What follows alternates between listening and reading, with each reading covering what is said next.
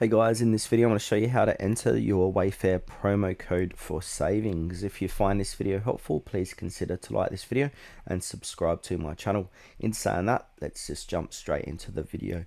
Okay, so basically you want to put some product or products into your cart. I've already got a product in here.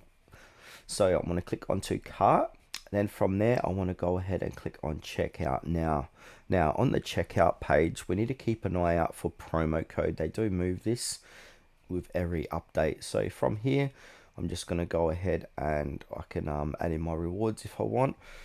Then from here, where it says shipping address, make sure your shipping address is all okay. You can put in your payment info here, but below that, it's going to say add gift card or promo code. Go ahead and put in your gift card or promo code, click apply, and that's going to apply it with your purchase. So if you got it, say 10% off, it's going to reflect in your order summary here. So it's going to be 10% off this, and then basically continue with your payment info as you normally would to continue with checking out, and your promo code is going to be activated, as you can see on the top right, once you add it in.